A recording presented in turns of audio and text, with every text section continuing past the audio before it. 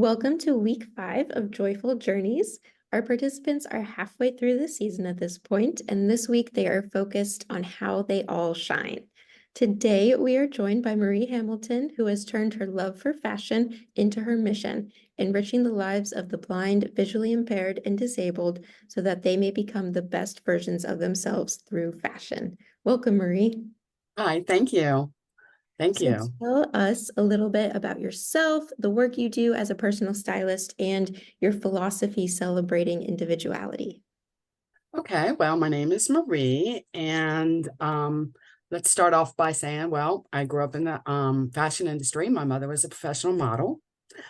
She worked in DC and Washington, in New York. From there, growing up in the fashion industry, I've been a fashion stylist for, I don't know, 12 years now. I then saw a commercial for a blind person, and I wonder who dresses them. Well, there you go. And from there, I started PSU or Fabulous. So I help the blind, visually impaired, and disabled, as you said. And I love doing what I do. I really do. It's very fulfilling. It is very fulfilling. So my philosophy on celebrating individuality is, well, to say, first of all, I think you should always be true to yourself and always be proud of who you are. It's important to find your own sense of style and what makes you your unique self.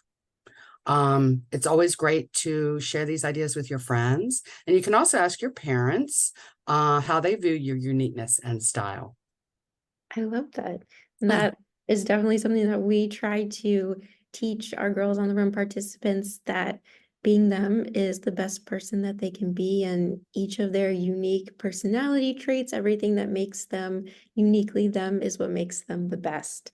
And Yeah. so this week, that's what they're focusing on. They're learning that everyone has a unique sparkle and that everyone shines in a different way. But why do you think it's important for adults to model to children the value of embracing our own uniqueness? Well, I think it's important for adults and parents to model to children the value of embracing their own uniqueness, for it can bring confidence and growth for the children to think outside of the boxes for themselves. I think that's very, very important. So my mom taught me about fashion, how important it is to look the best that you can. And with that said, I was able to look outside the box and develop what I'm doing, and helping individuals to be the best that they can through fashion. Yeah. I love that. I love that you were able to take something that you grew up with that was such a big part of your life and turn it around to help other people and impact their lives in a very significant way.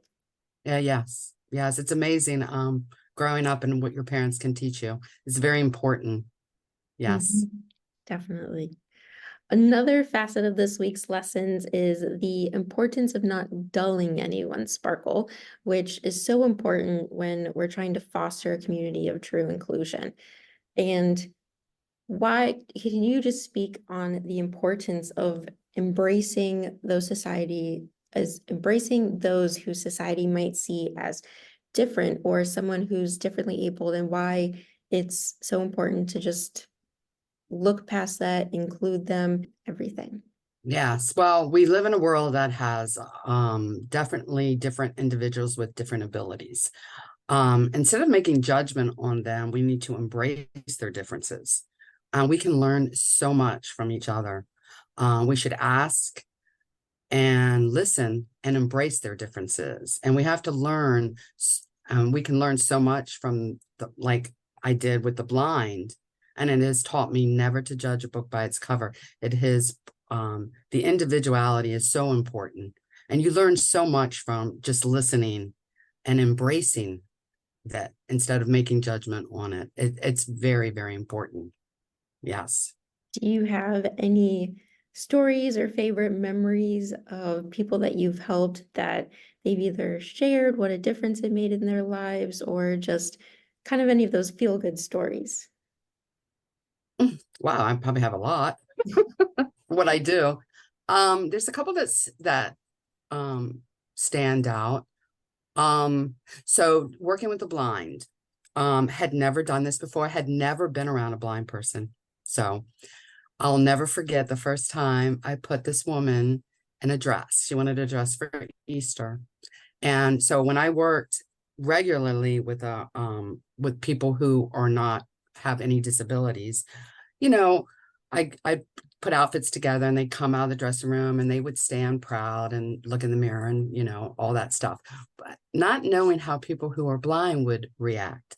I will never forget the one woman when I put her in the dress. She came out and she twirled around and she looked amazing. And you could tell how she felt like she was on top of the world. That was like the best Oh, feeling I got. Yes, it was amazing to go through that.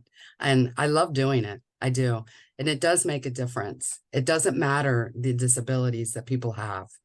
You can make them feel amazing. And it's amazing to do this with fashion. I've worked a lot with a lot of people with intellectual disabilities as well. A lot of them don't talk, but I lined up all these mannequins and all these clothes, and they came and picked out their own outfits and dressed them. What I was blown away. What an amazing feeling. And it made all of them feel amazing. So you never know. You never know. You don't know where they came from. You don't know their lives, but it's amazing just to listen and be there for them. Yes. I love that. And I'm sure those moments are what keep you going strong. Absolutely. I wouldn't trade it for the world. I really, really wouldn't. And I'm very blessed and thankful that my mother gave me that ability to do that. Yes. That is very special. I'm sure that every time that you're in that personal stylist mindset, that you're reminded of your mom and little pieces of her. So that's very special. Yes, it is. It is. It's wonderful. Yeah. One thing that we can learn from kids is that they're often more curious than judgmental, which at some point switches when we get into adulthood a lot of the time. But when it comes to seeing each person sparkle, how can we spark this curiosity rather than judgment in adults? And how do we eliminate that judgment when we're looking at everyone's individuality? Well, I think to spark the curiosity in adults, we need to start by communicating with one another on how to embrace each children's individuality and spark. We can start by celebrating and embracing each kid's individuality. We should also ask questions around the steps that we can take to spark the curiosity versus the judgment. I think that's really important to do that. Um, and so children are much more innocent. They don't make judgment. And I think parents need to learn and adults need to learn that more from children and listen. Yes. I agree. I think it's so fascinating when kids are, when they don't know something or they see something for the first time and the way they ask questions about it. I mean, on one hand, they're very blunt about it because they want to know what it is, what it means, what that is to them.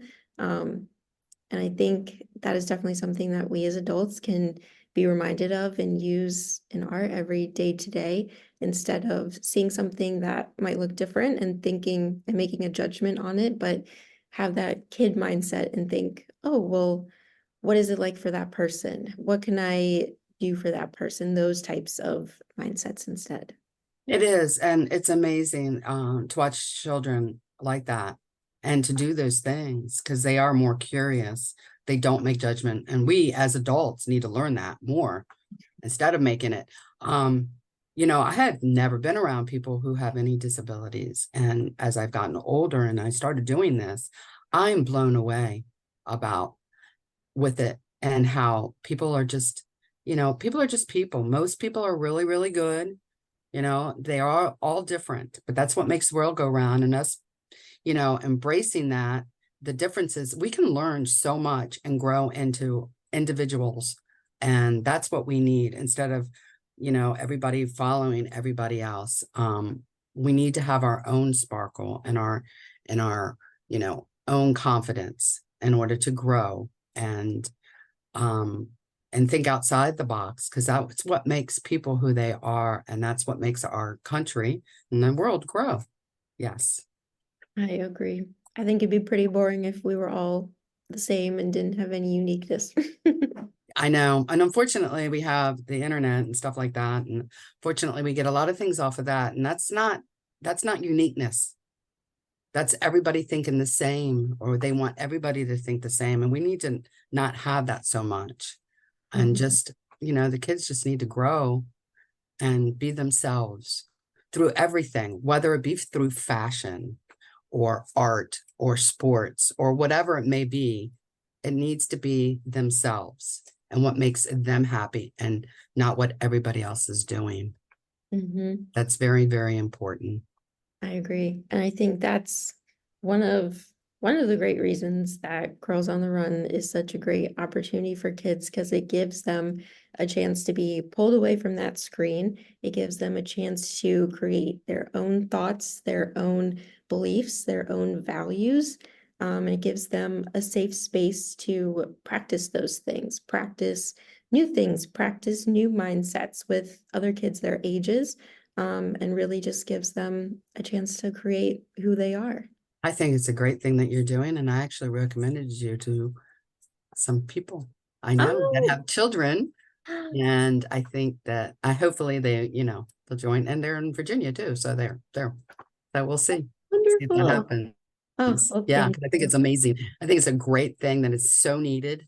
And it's nice to know that there are people out there that care and to do that. And I think Girls on the Run is wonderful. Wonderful. Well, thank Yes. you. I appreciate those kind words. I think it's great. Well, Yes. thank you so much for joining us today. Well, This is thank you for inviting me. I loved it. Thank you.